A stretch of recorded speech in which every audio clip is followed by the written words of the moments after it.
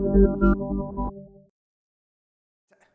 right, guys, welcome into my official Bracketology Update 3.0 as we continue to trudge through the doldrums of January and try and find a new hope here. It's just been miserable. It's been so hard on all of us. But, guys, I do have my normal setup. We're going to be looking at the bracket matrix. Then we're going to be looking at all of the advanced numbers. And then we'll take a look at the actual projected bracket via ESPN. So right now, it's pretty remarkable. There is a consensus top four. The 4-1 seeds, Kansas, Purdue, Alabama, and Houston, with UCLA and Tennessee both knocking on the door. And of course, Gonzaga losing last night in a crazy game. It's like their first home loss in 50 games or something. They're going to move down to probably the 4 line after that. So right now, I'll say Kansas, they're probably, after their loss to Kansas State, they're probably still on the 1 line, but I do think Kansas is kind of a little bit overrated. They've gotten very lucky. If you look at several key luck analytic metrics, Kansas has gotten really lucky with a few close wins. Purdue, I believe they only have 1 loss still. They're taking advantage of a down Big Ten right now.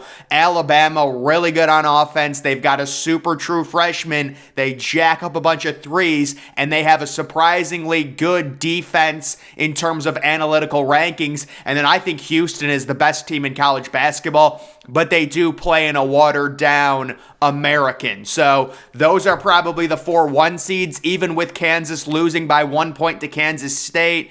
That's a hard matchup. UCLA knocking on the door as a 2 seed. They play in a really weak Pac-12. Tennessee, after suffering that rough loss to Kentucky last Saturday, they've trended down to the 2 line. Gonzaga, after their catastrophic loss last night, will probably be maybe at bottom of the 3 line, top of the 4 line. Texas, they've done a good job, after dealing with the head coaching issues, to really right the ship in the Big 12, and they just win. All they're doing is winning.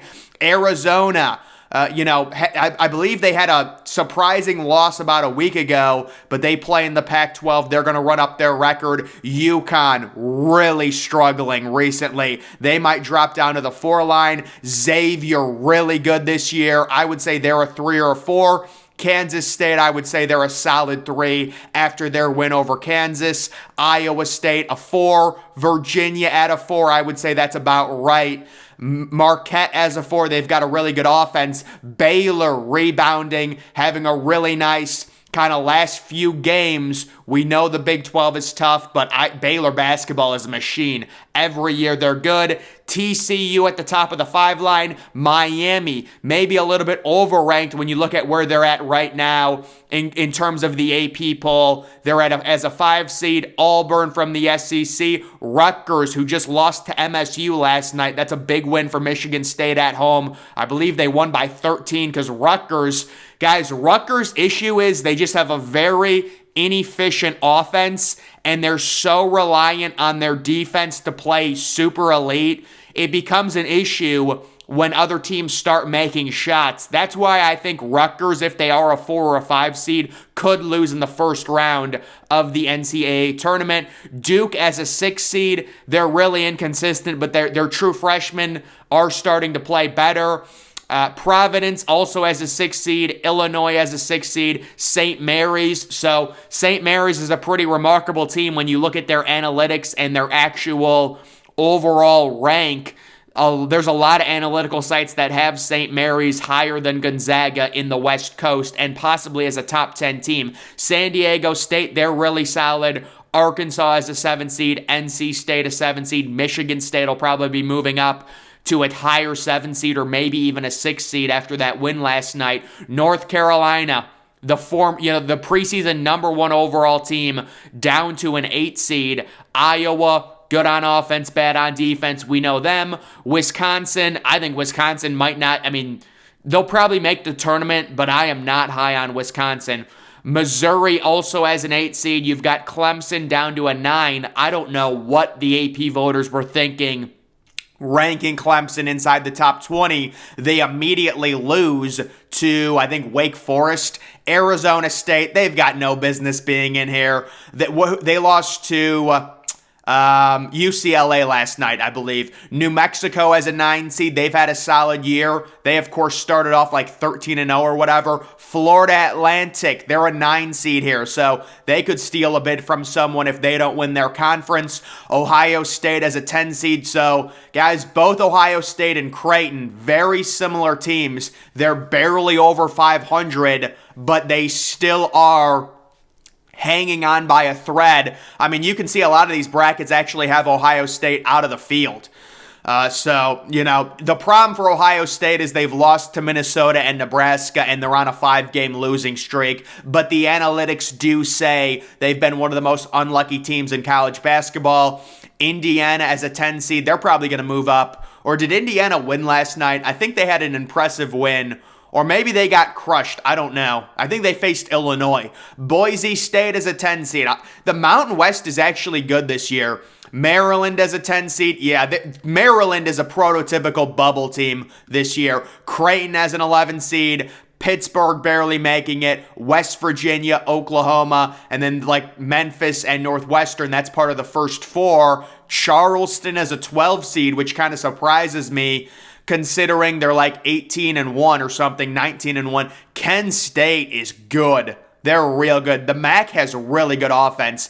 Dayton, really the A-10 sucks this year. Oral Roberts, they've got a really good offense. Marshall, Iona, Liberty, Southern Illinois, UC Irvine, Seattle, Princeton from the Ivy. Youngstown State is the best team in the Horizon this year. Colgate, I think Colgate should at least be a 14, maybe even a 13 seed. You can't put Colgate as a 15 seed at this point. UMass Lowell, Samford, Edwardsville, Eastern, and then the 16 seeds, Eastern Washington, Longville. I mean, these teams are like the 16 seeds this year look horrible, and then the other teams just on the outside. Penn State is a team I like a lot. They've shown the ability to blow teams out. Nevada from the Mountain West. Kentucky, I think Kentucky's going to make it as like a 7 or 8 seed. I think they go on a run, with Tshiebwe, the crazy game that he just had with like 34 points and 20 rebounds. Mississippi State, Wake Forest, USC. USC is really trending down. Utah State, UCF. And then one of the other things I like looking at, you can see Oregon, Davidson, LSU, Seton Hall, A&M. One of the things I like looking at is just like some of the other, random teams that show up, like American, Florida Gulf Coast. Florida Gulf Coast actually was pretty good earlier this year. Bryant is actually pretty good. I could see Bryant winning the American East for sure.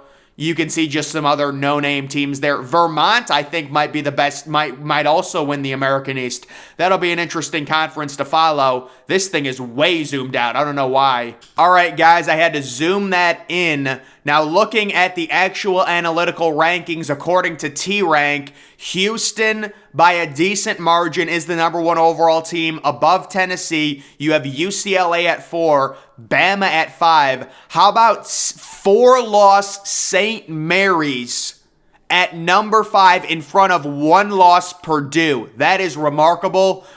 You've got UConn still hanging around at number 7. That's because UConn basically crushed everyone earlier in the year, which will grade out really well when you blow out teams, according to analytics, even though they're probably like a 3 or a 4 seed right now. Kansas at number 8.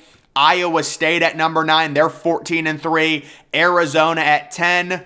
You have, UCLA's number 3. Yeah, it's tough to really judge UCLA because it's such a bad conference, the Pac-12. There's just so many easy games. Same thing with Arizona. Marquette has the best offense in the country, not a very good defense.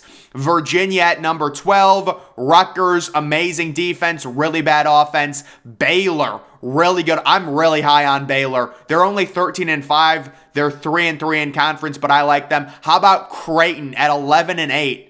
That's remarkable. San Diego State at 16. Texas all the way down to 17, according to these analytical rankings.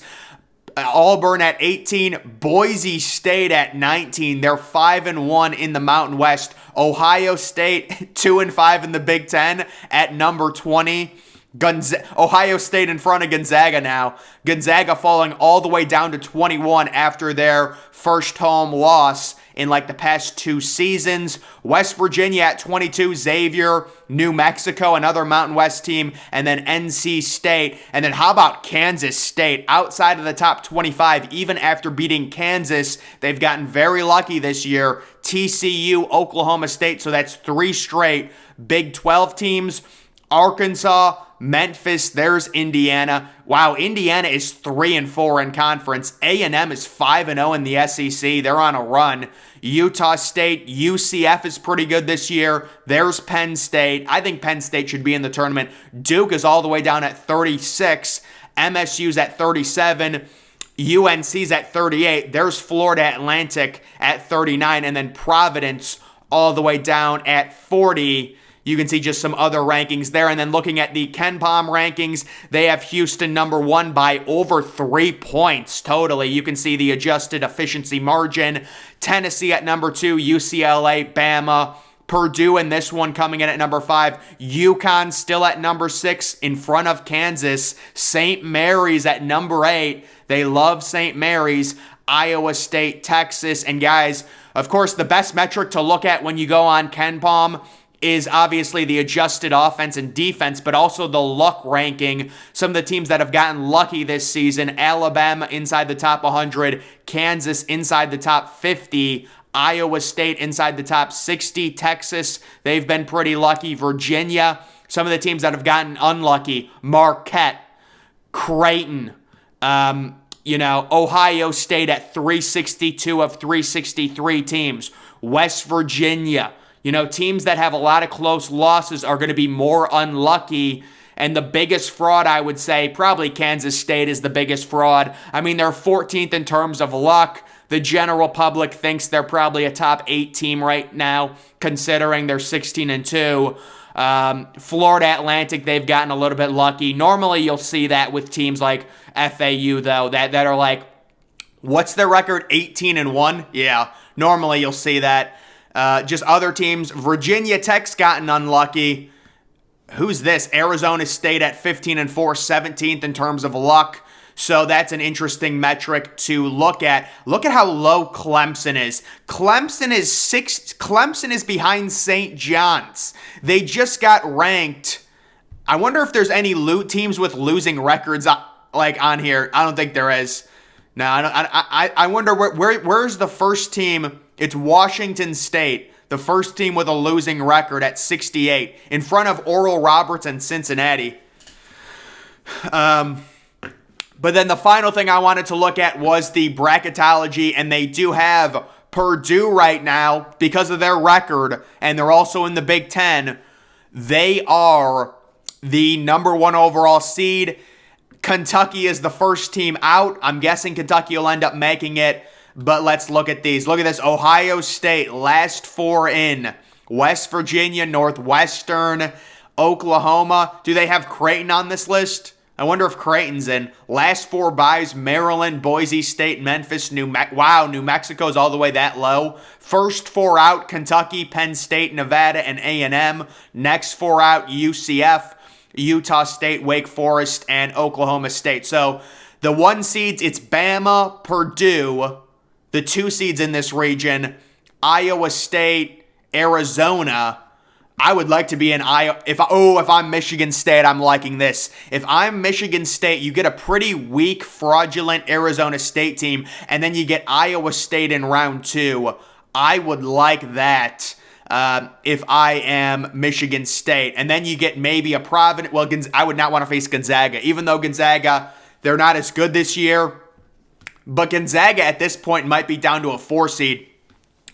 And then looking at the other 1 seeds, it's Kansas, Houston, and then the 2 seeds, St. Mary's as a 7, bro. That's not going to happen, man. You got to move them at least to a 5. At least to a 5 seed. That would really penalize, Tennessee, who's a 2 seed, and they have UCLA as a 2 seed. That's a tough draw. UCLA should probably be a 1 seed at this point. The 3 seeds, Virginia. I think Virginia's a pretty weak 3 seed. If I was Illinois or Memphis, I'd be happy with that draw. And then Xavier as a 3 seed. Yeah, Xavier's had a good year. You have to respect them. They still have Kansas State as a 4 seed. They've got Rutgers at 5. They have UConn as a 4. That's a strong 4 seed versus Princeton, San Diego State, Pittsburgh. Just looking at those matchups. And then they do have Creighton in the tournament taking on UNC in an 8v9 game. They have Ohio State in the first 4 against West Virginia. That's brutal, man. That is brutal. They face West Virginia and then Providence and then Gonzaga. Oh my God. Charleston as a 10 seed. You would think Charleston could at least move up to like a 7 or or an 8 maybe. You know, with how they've played. If they end the season with just 1 loss, I actually want to see where they have Charleston ranked on here. They're probably down. There they are, College of Charleston. So they're 20-1. If you go to their actual page, we can see if they're, you know, kind of what the rest of their season. 9-point favorite, 8-point favorite, 4-point favorite. Okay, they could lose to Drexel. They're only a 4-point road favorite.